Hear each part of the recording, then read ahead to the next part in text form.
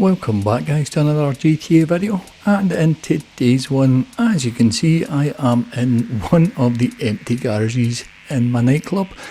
I've had to clear quite a few cars just to make space for what I'm about to do, and that is go on a bit of a spending spree. So far I have not purchased a single vehicle from the latest Chop Shop DLC, and it's about time things changed.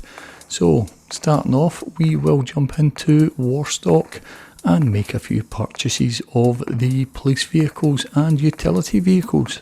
Starting off with the Stanier Cruiser, we can pick that one up for just over 3.5 million GTA dollars, and just like that we can pick up the unmarked Cruiser, which is the exact same vehicle, for just under $3 million.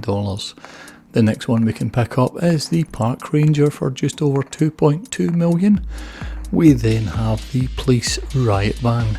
Now a lot of people have said don't buy this as you can't store it anywhere apart from Pegasus, but with the amount of money that I have, I've got nothing better to spend it on. So we also pick up the Boxville LSTS, which comes in just over a tad over 350,000 for that one. But coming back out, we have all three of the vehicles that we've just purchased in the nightclub garage, and I think it's about time that we go and take a look and see what we can do with each of them. We'll start things off with the marked Cruiser and heading over to one of my own personal workshops. We did in fact have to end up going to the agency here, as the garage in my office did not allow me to make changes to this vehicle. So jumping into the agency, as you can see, there is not much initially that we can actually change in that until we get to the liveries. There are in fact 26 different types of livery that you can put on the marked police car. The first few liveries that are available are only minor changes in it. It's basically just the numbering on the boot that changes with the first 4 or 5 liveries that are available. It's not until you get to the LSPD Modern that the main decal on the side panels actually change to something different. And as we can work our way down, you can see that it's the main side panels that do actually change with the various types of liveries that we have. And I did say jokingly to some of my friends that I would buy one police car for each of the different liveries, but I don't think I'll be doing that. I was under the impression it was only maybe half a dozen different liveries for this police cruiser, but now that I see that there are in fact 26 different liveries, I think I'll just pick the one I like the most and I'll stick with that one. And it isn't until we head all the way down to the bottom, and the LS County Sheriff Stealth livery is the one that I do in fact go for.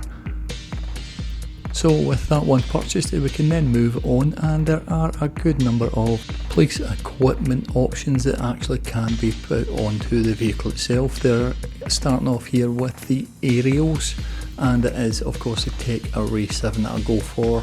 Then we're moving on to the searchlights, and I do in fact go for the raised dual searchlights. And for the emergency lighting, of course I do change it over to the custom emergency lighting too. Getting on to the push bars, and it is once again the most expensive assault push bar that I eventually go for. So as you can see, in terms of the way the police car actually looks, there you do have a good variety of customizations that you can do with the car. Other than that and the colour, there's not much else to do. It's mainly all performance. And here with the wheels, I thought I'm just going to leave the wheels alone. They actually go well with the look of the police cruiser. And with that was it, all finished. So we were actually able to take it into the test track for a hot lap, so we'll get it round and see how quickly it goes. Once again, calling up the test lap itself, and on the drive down here it didn't actually handle too badly, so I'm expecting a reasonable time. But away we go. And starting off the actual hot lap, it's got a fair amount of speed with it, and the handling is once again, like I said, fairly decent. It does feel a bit oversteery, but not too much. It handles the switchback corners reasonably well without too much oversteer. and it also handles these high-speed corners reasonably well. I certainly don't think you'll be catching anyone that's in any of the high-end sports or supercars, but we did make this one round in a time of 1 minute 2.84 seconds. And jumping straight in with the unmarked variant. Now this is the exact same vehicle. It is a Scania Cruiser, albeit the unmarked variant, but I thought I'll just do all the upgrades. I've not really changed it cosmetically at all. There wasn't the same amount of liveries that you got with the marked vehicle, but I thought I'll just take it round, see if there is any sort of performance difference between it and the marked version, and as you can see there was only 0.3 of a difference with that one. But moving on, once again we finally got to the Park Ranger. Now this one again didn't have any sort of livery options for you, so it is mainly just performance upgrades that I put onto this one, and the handling on this one was not great at all. The oversteer on this vehicle was barely manageable, but as you can see we did make it round the circuit, and with these high speed corners I did have to back off just a little bit, but we did eventually get round in a time of 1 minute 7.63 seconds. So with all three of those vehicles tested, it was time to head back to the nightclub to park them all up. However, I did in fact make one further purchase, and that was another one of the Park Rangers. However, I did paint it in the matte black. This way it did cover up all of the Park Ranger decals on it, and it actually makes it look like a Noose vehicle. I think I've actually forgotten just to put on the darkened windows, so I'll need to pop back out and get them put on it. But there we have it, 4 police vehicles bought and customised and in my own personal garage.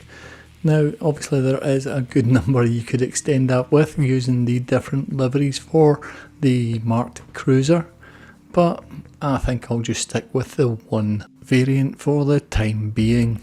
There is however one more police vehicle to come, and that of course is the Gauntlet Interceptor.